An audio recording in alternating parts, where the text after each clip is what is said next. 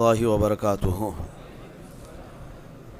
الحمد للہ وکفا وسلام علی حبیبہ المصطفیٰ اما بعد فاعوذ باللہ من الشیطان الرجیم بسم اللہ الرحمن الرحیم ان اللہ وملائکتہ یصلون علی النبی یا ایہا الذین آمنوا صلوا علیہ وسلموا تسلیما اللہم صل علی سیدنا محمد معدن الجود والکرم وآلہ وصحبہ الکرام وابنہ الکریم وبارک وسلم صلاة دائمة سرمدا ابدا بحمدہ تعالی وبکرم مصطفیٰ صلی اللہ تعالی علیہ وسلم۔ آج کی اس شب میں قرآن عظیم کے 13 پارے مکمل ہو چکے ہیں۔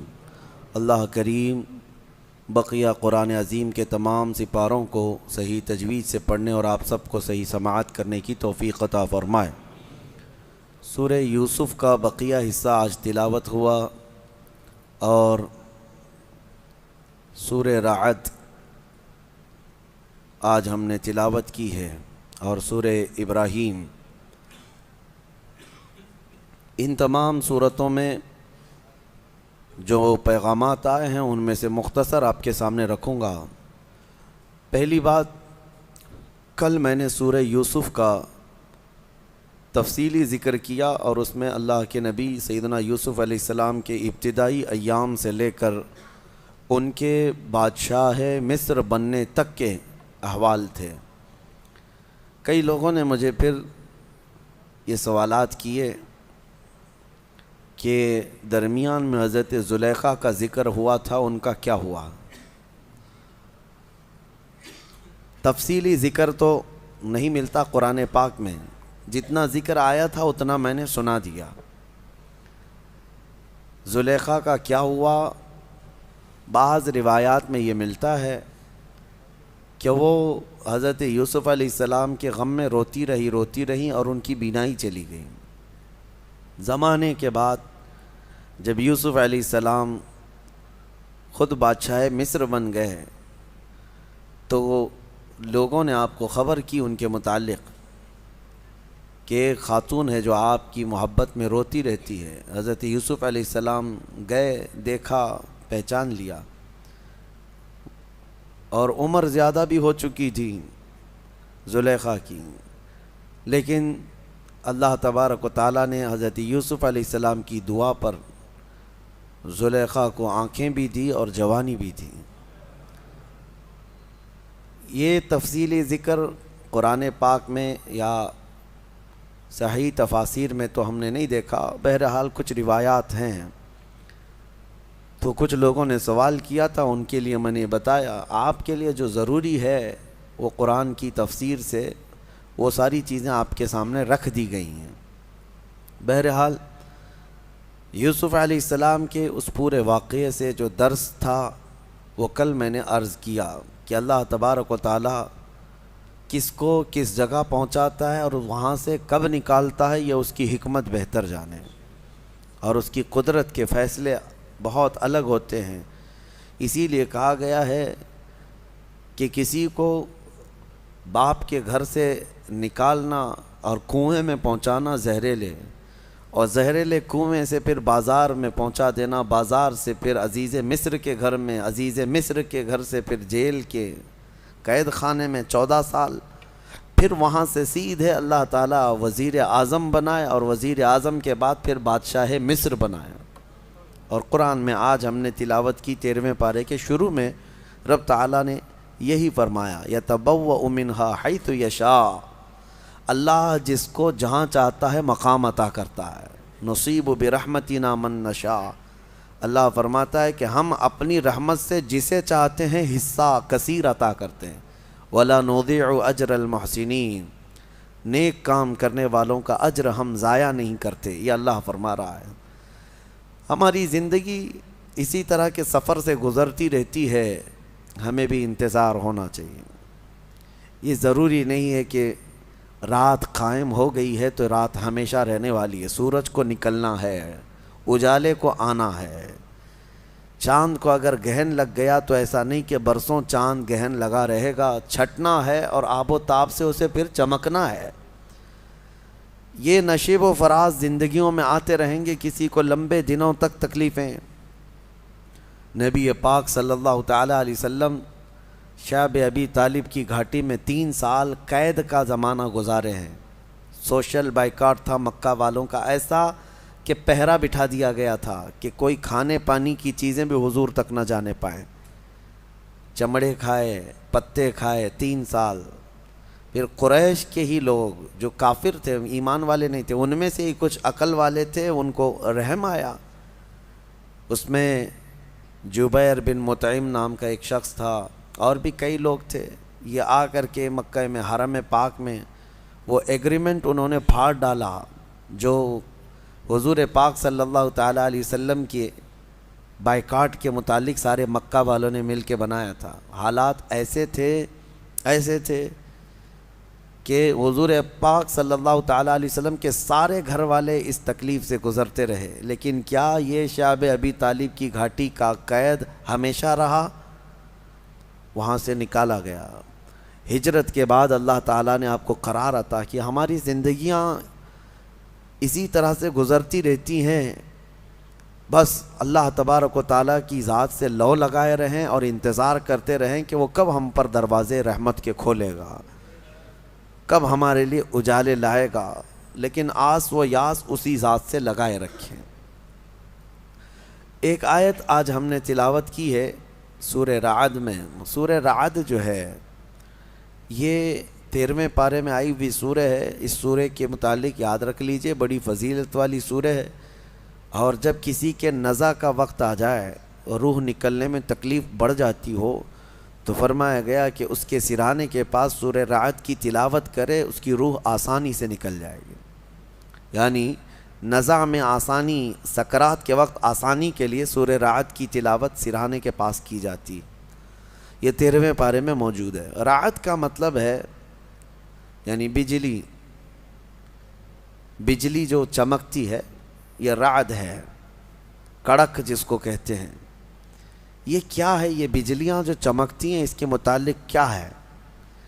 بارشوں کے موسم میں یا دیگر موسموں میں آپ دیکھتے ہوں گے کبھی آسمان پر اتنی تیز چمک پیدا ہوتی ہے، اور پھر اس کے بعد بہت سخت ہیبت ناک آوازیں آتی ہیں، بھڑ بھڑ بھڑ کی آوازیں۔ یہ کیا ہے؟ یہ کیا ہے؟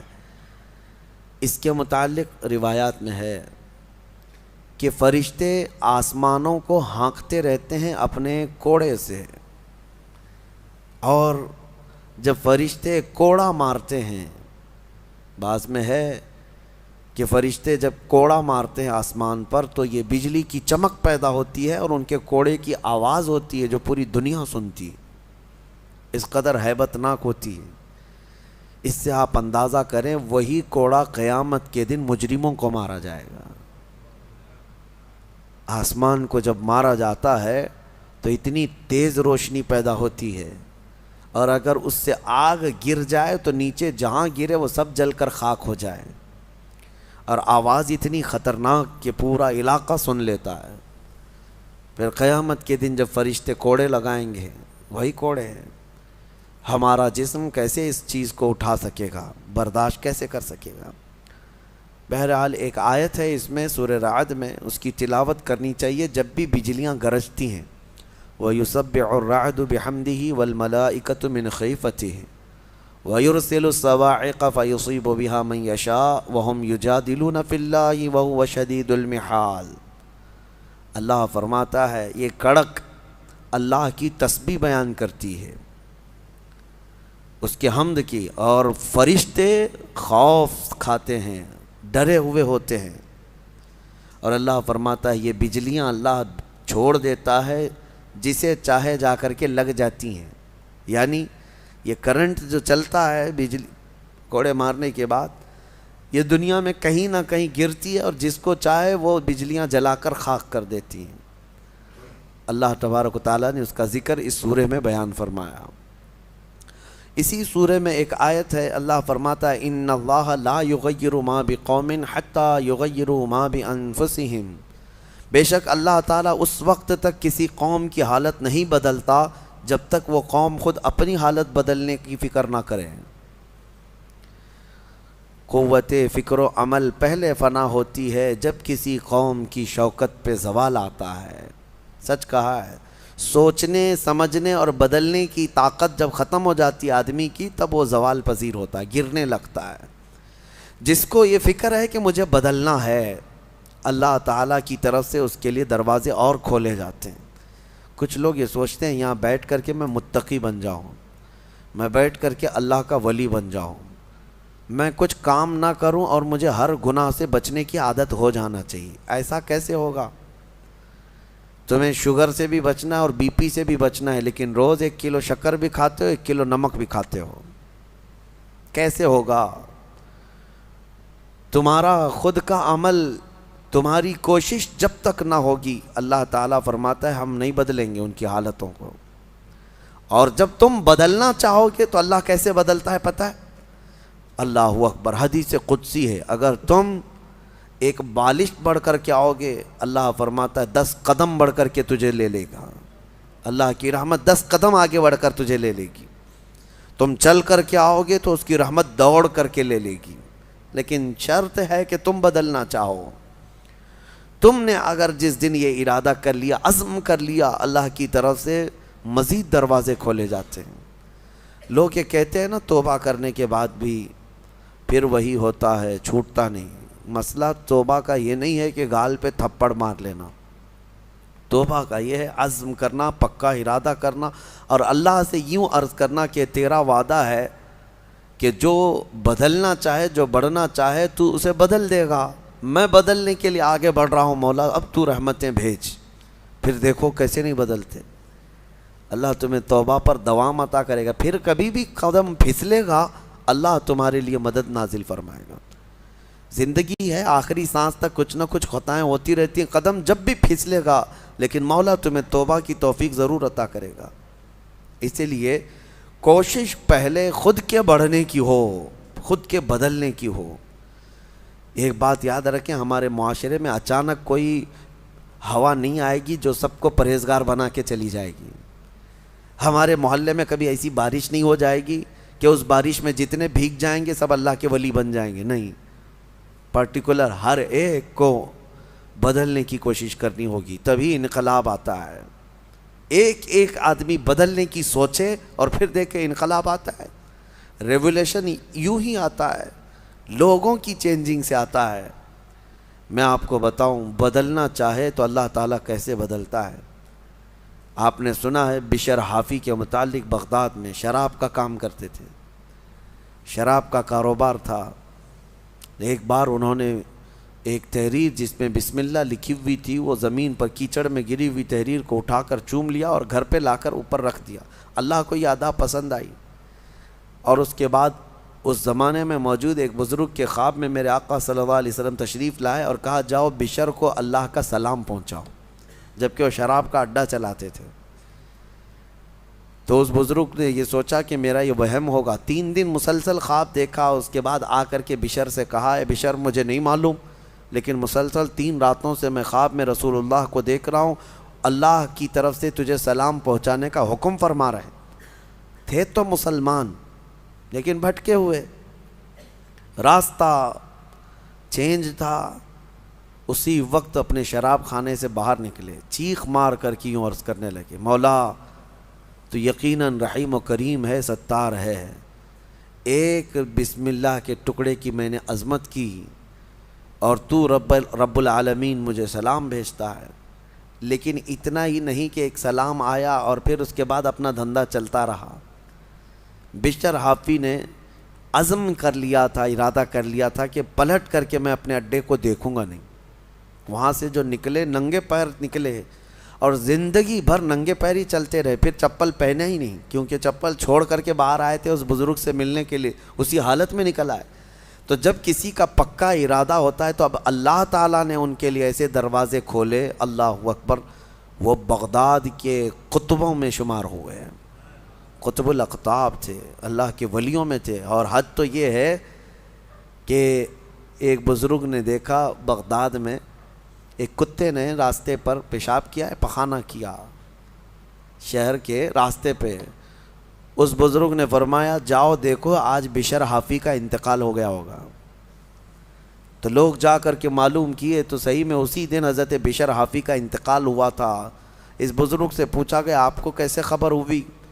کہا کہ جب تک بشر حافظ زندہ تھے پورے بغداد کے کسی راستے پر کوئی جانور پیشاب و پاخانہ نہیں کرتا تھا، اس لیے کہ وہ ننگے پیر چلا کرتے تھے۔ اللہ نے ہر راستے کو ان کے لیے پاک کر رکھا تھا۔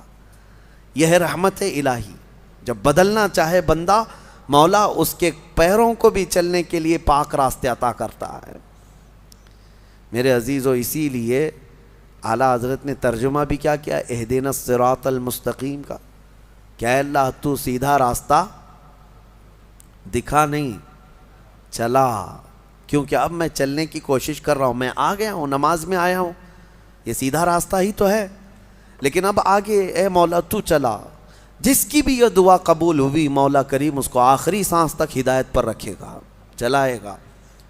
لیکن میرے عزیزو، بنیاد یہی ہے، قرآن کی یہ آیت ہمیں بتاتی ہے تمہاری طرف سے شروعات ہو، پھر اللہ کریم کی طرف سے رحمتیں کھل جائیں گی۔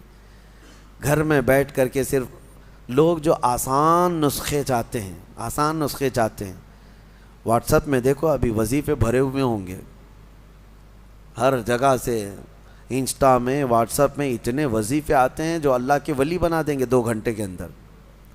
یہ پڑھنے سے وہ ہو جائے گا، وہ پڑھنے سے یہ ہو جائے گا، دوسروں کا مال کھاتے رہو اور وظیفے کرتے رہو، لوگوں کو ٹوپی ڈالتے رہو اور یہاں 100 وظیفے پڑھتے رہو، ان وظیفوں کا اثر نہیں ہوگا، تمہارے اندر سے تبدیلی ہو۔ حرام کھا کر کے تم 1000 بار بھی پڑھتے رہو تو تمہاری زبان سے کوئی جملہ آسمان تک نہیں جائے گا۔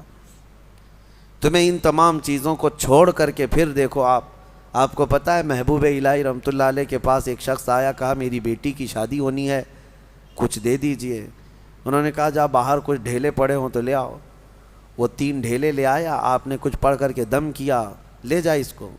اس نے دیکھا ڈھیلے دیے، لیکن باہر آ کر دیکھا تو وہ سونے کے تھے۔ اس کو لے جا کر کے اس نے اپنی بیٹیوں کی شادی کی، کافی قیمت والے تھے اس وقت سونے کے ڈھیلے، لیکن محبوب الہی نے 3 بار قل هو اللہ احد ہی پڑھا تھا، بس صرف 3 بار قل هو اللہ احد کا سورہ پڑھ کر کے دم کر کے دے دیا تھا، لے گا جاؤ۔ اب اس نے بیٹیوں کی شادی تو کی، لیکن نسخہ تو ہاتھ میں آ گیا تھا نا، گھر میں بہت سارے ڈھیلے جمع کر لیا، بہت سارے پتھر اور اینٹ بھی لا کر کے بیٹھا اور رات میں قل هو اللہ احد پڑھنے لگ گیا۔ 3 بار تو چھوڑو، 100 بار ہو گئے، آنکھ کھول کر کے دیکھتا تھا وہ ڈھیلا ڈھیلا ہی تھا، بدلتا ہی نہیں تھا۔ 1000 بار ہو گیا سورہ اخلاص، 1000 بار کے بعد بھی وہ ڈھیلے ویسے ہی رہے۔ وہ دوسرے دن اٹھ کر کے آیا، سوچا کہ پتہ نہیں اور کیا پڑھے تھے، پوچھا محبوب الہی سے کہ آپ کیا پڑھ کر کے مجھے دیے تھے؟ کہا 3 بار قل هو اللہ احد کا سورہ پڑھ کے دیا تھا۔ کہا میں 1000 بار پڑھا، ابھی بھی ڈھیلا ہی ہے۔ تب آپ نے فرمایا تھا تیری زبان اور ہے، میری زبان اور ہے۔ اللہ کریم اس کے ان بندوں کی ہر بات کی لاج رکھتا ہے جو اس کے لیے بدل جاتے ہیں، اس کے لیے چھوڑ دیتے ہیں ہر چیزیں۔ یقیناً آج آپ کے لیے بھی بہت ساری ہیں دعائیں، آپ کی مستجاب ہوں گی، اللہ آپ کی زبان میں اثر عطا کرے گا۔ اس کے لیے کچھ چیزیں چھوڑنے کی کوشش کرو، اس کے لیے کچھ نہیں بلکہ بہت ساری چیزیں چھوڑنا ہے۔ حرام چھوڑنا، میں آپ کو بتاؤں، یہ تو مسلمان کے لیے فرض ہے۔ بعض لوگ یہ کہتے ہیں میں شراب نہیں پیتا، پرہیزگار آدمی ہے، چوری نہیں کرتا، پرہیزگار آدمی ہے، جوا نہیں کھیلتا، پرہیزگار آدمی ہے۔ نہیں، شراب نہیں پیتا، جوا نہیں کھیلتا، چوری نہیں کرتا، پرہیزگار نہیں، مسلمان ہے بس، مسلمان ہے بس۔ شک کی چیزوں سے بھی بچتا ہے تب پرہیزگار ہے، حرام چیزوں سے بچتا ہے تو مسلمان ہے۔ مسلمان کے لیے اتنا تو کرنا ہی ہے۔ جو شک والی چیزیں ہیں ان سے بھی بچتا ہے تب وہ اتقیاء میں ہے، پرہیزگاروں میں ہے۔ بہرحال اللہ کریم ہمیں خود کو بدلنے کی توفیق عطا فرمائے۔ آج پوری امت کے لیے یہ چیز ہے، پوری امت کے لیے۔ کاش ہمارا یہ پیغام ہر نوجوان تک پہنچے جو شب قدر میں اور جمعہ کی بھیڑ میں اور نہ جانے کتنی راتوں اللہ کی بارگاہ میں دعا کرتے رہتے ہیں، اے اللہ امت پر رحم فرما دے۔ ٹھیک ہے، دعا ہونی چاہیے، لیکن کیا صرف اور صرف ہم دعا کرتے رہیں اور اپنے آپ کو کبھی نہ بدلیں، کبھی نہ بدلیں؟ جتنے لوگ اس بھیڑ کی دعا میں شامل ہوتے ہیں تو پھر وہ اپنے آپ کو تبدیل کیوں نہیں کرتے؟ اللہ کی بارگاہ میں مانگ کر تو جاتے ہیں بھیک، فجر میں نہ نمازوں میں ان کا کوئی شمار ہے، نہ پھر رمضان کے احترام میں ان کا کوئی حصہ ہے۔ مجھے یہ بتاؤ، شوق سے ویڈیو ادھر سے ادھر پھیلاتے رہتے ہیں، ایک ویڈیو پتہ نہیں کتنا سرکولیٹ ہوتی ہے۔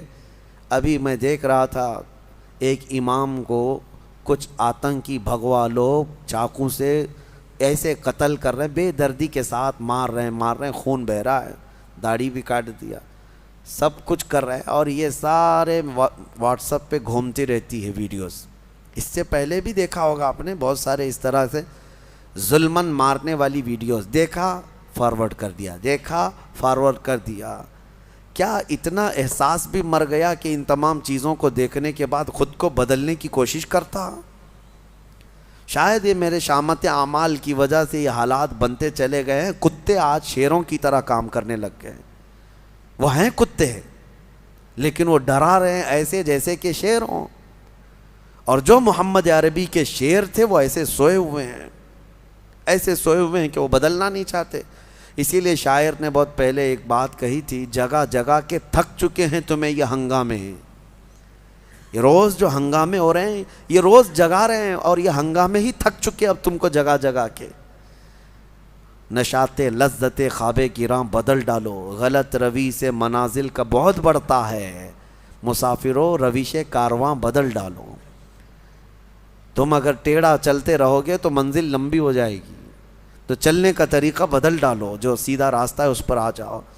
کیا اس بات پہ حیرت نہیں ہوتی ہماری بچیوں کی عزت لوٹ لی جاتی، ہماری خانقاہیں برباد ہوئیں، مسجدوں کو توڑ کر کے مسمار کر دیا گیا، لوگ خوشی سے وائرل کر رہے ہیں۔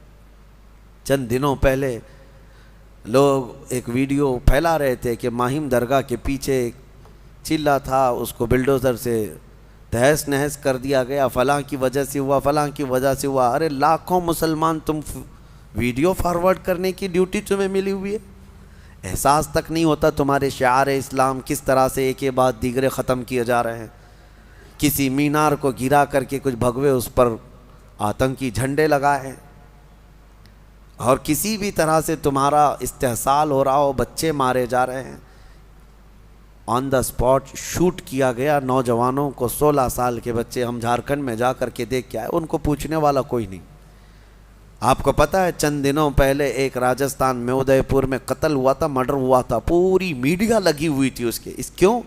اس لیے کہ قتل کرنے والے 2 مسلمان چہرے تھے، اور ایک امام کو مسجد کے کمرے کے اندر گھس کر کے سارے مار رہے ہیں، اور چہرہ سب صاف ہے ویڈیو میں، چاقو سے اتنا حملہ کر رہے ہیں، اتنا حملہ کر رہے ہیں۔ بتاؤ ان کو کون بتاتا ہے، کون سی میڈیا؟ اس کی وجہ یہی ہے کہ انہیں پتہ ہے کہ یہ مسلمان ابھی کچھ نہیں کرنے والے۔ ابھی میں دیکھ رہا تھا ہمارے صوبہ کرناٹک میں الیکشن ہونے جا رہے ہیں، اور اس الیکشن میں ایک طرفہ باتیں ہیں۔ میں یہ باتیں کیوں کہہ رہا ہوں آپ کو بتاتا ہوں کہ احساس کہاں چلا گیا ہمارا کہ ہم ہر چیز اب سہنے لگ گئے اور بدلنا ہی نہیں چاہتے۔ مسلمانوں کا ایک ریزرویشن تھا 4% غالباً، وہاں پہ 4% یا جتنا بھی تھا، اور بیٹھ کر کے پارلیمنٹ میں، صدن میں سارے لوگوں نے فیصلہ کر لیا مسلمانوں کو کا ریزرویشن کینسل، ختم۔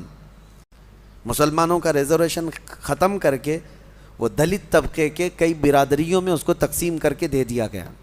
میں بات بتا رہا ہوں، مجھے کسی ریزرویشن کی ضرورت نہیں، لیکن کیسے یہ درندے ننگا ناچ ناچتے ہیں اور سارے لوگ ہمارے منظر دیکھتے رہتے ہیں۔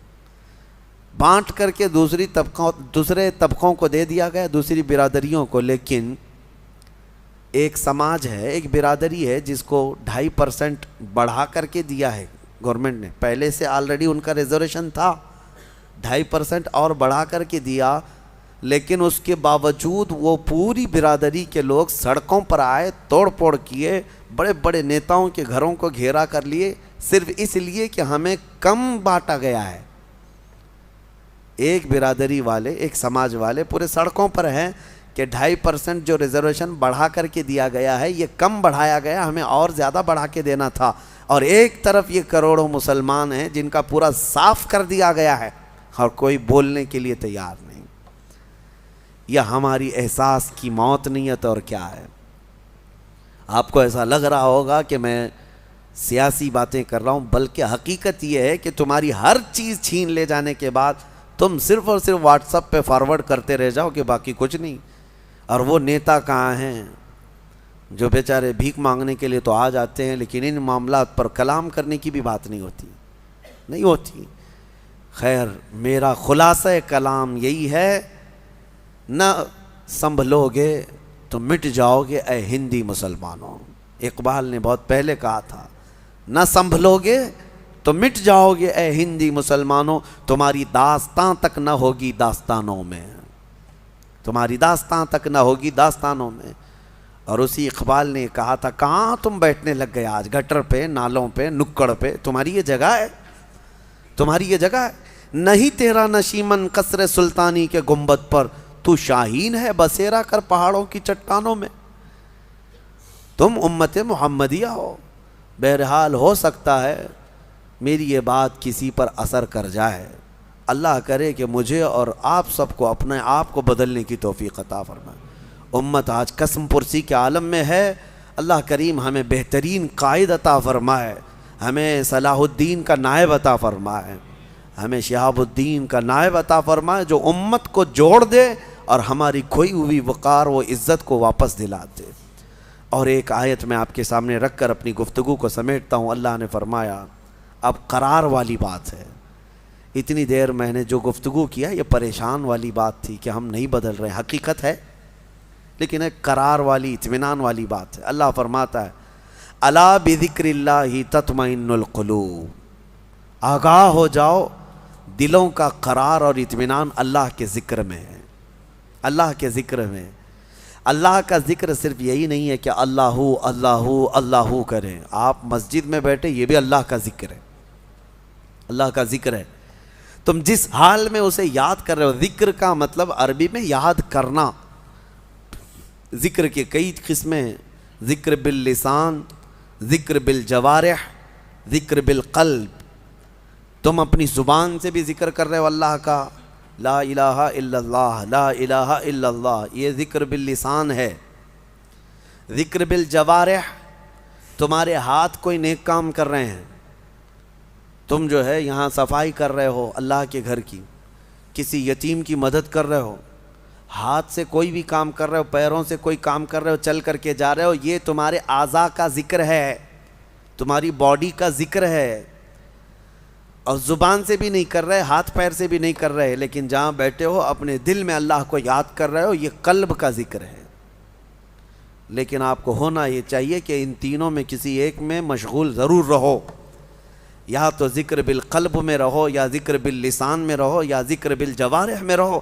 کسی بھی ذکر میں رہو گے، بدلہ کیا ہے؟ اللہ فرماتا ہے، فَاذْكُرُونِي أَذْكُرْكُمْ، تم مجھے یاد کرتے رہو گے، میں تمہیں یاد کروں گا. اور اس کے یاد کرنے کا طریقہ یہ ہے، تفسیر میں فرمایا گیا، تم اگر اس کو تنہائی میں یاد کرو گے تو وہ مجمع میں یاد کرے گا. تم اگر انسانوں کے مجمع میں یاد کرتے ہو اللہ کو، تو رب تعالیٰ فرشتوں کے مجمع میں تمہیں یاد کرتا ہے. اور جب تم رات کی تنہائی میں دنیا میں اسے یاد کرتے ہو تو اللہ کب یاد کرتا ہے؟ جب تم قبر کی تاریک وادی میں پہنچ جاؤ گے، رب تبارک و تعالیٰ تمہارے چرچے فرمائے گا. یاد کرنے کا مطلب یہاں پر چرچا کرنا، ذکر. ہاں، یاد تو ہم کرتے ہیں لیکن اللہ چرچا کرتا ہے، اللہ تمہارا چرچا فرماتا ہے. تو دلوں کا قرار اور دلوں کا سکون کس میں ہے؟ اللہ کے ذکر میں ہے. جب دل بے قابو ہو جائے تو زیادہ سے زیادہ استغفار پڑھو اور اللہ کا ذکر کرو. اللہ ہمارے دلوں کو اطمینان عطا فرمائے اور ہمارے دلوں کو سکون عطا فرمائے. اور ایک بات یاد رکھیں، جس دل میں ذکر الہی نہ ہو وہ دل جو ہے گناہوں کی آماجگاہ بن جاتا ہے، کالا ہونے لگ جاتا ہے. کثرت سے اللہ کو یاد کرو. اور دل اگر کسی کے لیے دھڑکتا ہو تو وہ محمد عربی کے لیے دھڑکتا ہو صلی اللہ علیہ وسلم. اور جس دل ان کی محبت نہیں ہوتی، بلے شاہ میاں رحمۃ اللہ علیہ فرماتے ہیں، اس دل میں کتے بستے ہیں. حضور کی محبت نہ ہو، اللہ کا ذکر نہ ہو تو اس دل میں کتے بستے ہیں. دل ہے وہ دل جو تیری یاد سے معمور رہا، سر ہے وہ سر جو تیرے نام پہ قربان گیا. اللہ کریم ہمیں وہی دل عطا فرمائے جس دل کے بارے میں مولانا روم فرماتے ہیں، مولانا روم کیا فرماتے ہیں؟ کعبہ بنائے خلیل اطہر است و دل گزرگاہ رب جلیل است۔ خانہ کعبہ یہ ابراہیم علیہ السلام کی بنائی ہوئی عمارت ہے، اور دل خود رب ذوالجلال کی گزرگاہ ہے۔ قلب المؤمن عرش اللہ، مومن کا دل اللہ کا عرش ہے، اللہ کا عرش ہے یہ تمہارا دل، اور اس کو پاک رکھو تو اللہ کے ذکر سے پاک رکھو۔ اللہ کریم کہنے سننے سے زیادہ عمل کی توفیق عطا فرمائے، اور قرآن عظیم کی تفاسیر پر ہمیں عمل کی اور اس کو عام کرنے کی توفیق عطا فرمائے۔